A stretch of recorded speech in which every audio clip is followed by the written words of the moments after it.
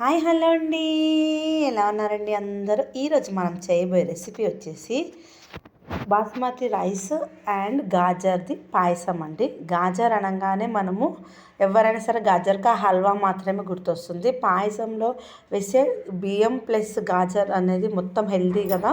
పిల్లలకి ఈ విధంగా మనం హెల్దీ పాయసం అనేది చేసి చాలా బాగుంటుందండి. సూపర్గా వచ్చిందండి, టేస్టీగా వచ్చింది రెసిపీ. ఒకసారి చూద్దాం ఫుల్ వీడియో. అలాగే ముందుగా మనము బాస్మతి రైస్ని చాలాసేపు నానబెట్టి పెట్టుకున్నామండి. అలాగే గాజర్ని తురుముకున్నామండి. గాజర్ని తురుముకొని పక్కన దిల్లి గాజర్ అంటారు కదా, వాటిని తురుముకున్నాము. పాలని ఆల్రెడీ కాచి పక్కన పెట్టుకున్నామండి. ఒక గిన్నెలో నెయ్యి వేసుకున్నామండి. నెయ్యిలో మనం బాస్మతి రైస్, నానబెట్టిన బాస్మతి రైస్ని తీసి అందులో ఫ్రై చేసి పక్కన పెట్టుకోవాలండి. ఫ్రై చేయడంలో, నెయ్యిలో ఫ్రై చేయడం వల్ల స్మెల్ అనేది బాగా వస్తుందండి. చాలా బాగుంటుంది పాయసము. చూడండి ఈ విధంగా. నెయ్యి ఏంటంటే హెల్త్కి కూడా మంచిది కదండి. అలాగే ఇందులో మనం వాడేది బెల్లం కూడా వేస్తున్నామండి. బెల్లం వేసడం వల్ల కూడా హెల్త్కి మంచిగా ఉంటుంది. ఈ విధంగా చూడండి, మంచిగా ఫ్రై చేసి పక్కన పెట్టుకొని అదే గిన్నెలో మనం గాజర్ని కూడా వేసి ఫ్రై చేయాలండి. ఫ్రై చేసి దీన్ని కూడా నెయ్యిలో పక్కన పెట్టుకోవాలండి. చాలా బాగుంటుందండి, హెల్తీ రెసిపీ అండి. ఈ విధంగా గాజర్ బదులు క్యారెట్ కూడా చేసుకోవచ్చండి. క్యారెట్తో కూడా బాగానే ఉంటుంది.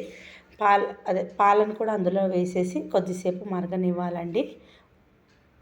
గాజర్ కూడా పక్కన పెట్టేసాము. ఇప్పుడు పాలు ఆల్రెడీ మనం మరిగినాయే కాబట్టి ఇందులో వేసేసి మనం బియ్యంని ఇప్పుడు ఇందులో వేసి ఉడికించాలండి. బియ్యం బాగా ఉడికాక ఇప్పుడు పాయసం అనేది మనకు బాగా అవుతుంది. చూడండి ఈ విధంగా మొత్తం బియ్యంని కూడా మనం ఇలా యాడ్ చేస్తున్నాం. ఫ్రై చేసిన బియ్యాన్ని చూపిస్తున్నాను చూడండి. పాలలో యాడ్ చేసేసి మూత పెట్టేసి చాలా ఒక 10 to 15 minutes ఉడికించనివ్వాలండి. మెత్తగా ఉడకాలండి రైస్ అనేది.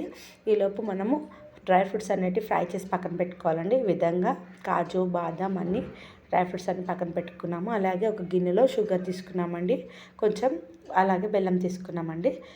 ఇలాచీ పౌడర్ అండి, ఒక 5 to 6 ఇలాచీ పౌడర్. ఫస్ట్ షుగర్ని గిన్నెలో వేసి క్యారమిల్ చేసుకుందామండి. క్యారమిల్ చేయడం వల్ల అందులో gajar colour orange plus caramel colour వస్తుంది. ఈ విధంగా రైస్ అయితే ఉడికిపోయిందండి, పక్కన పెట్టేసాము. ఇప్పుడు ఈ క్యారమిల్ అయ్యింది, దీంట్లో మనం వేయాలన్నమాట. చూడండి రైస్ కూడా చూపిస్తున్నాను మీకు నేను. ఇంకా మనం ఇందులో గాజర్ యాడ్ చేయలేదు, ఇప్పుడు యాడ్ చేస్తాము లాస్ట్లో. ఈ విధంగా గాజర్ అనేది యాడ్ చేసుకున్నాం.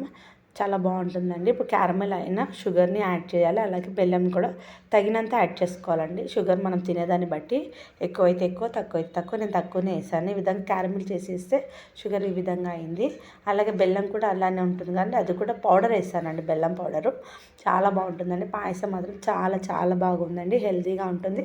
మీరు కూడా ఖచ్చితంగా ట్రై చేయండి, పిల్లలకి పెట్టండి, బాగుంటుందండి. మంచి రెసిపీ అండి. తప్పకుండా ఫుల్ వీడియో వాచ్ చేసి సపోర్ట్ చేయండి. థ్యాంక్ యూ సో మచ్ అండి. మన ఛానల్లో ఫస్ట్ టైం చేసామండి ఇది గాజర్ పాయసం, గాజర్ బాస్మతి పాయసం. ఓకేనా friends, thanks for watching. Subscribe చేయండి కొత్తగా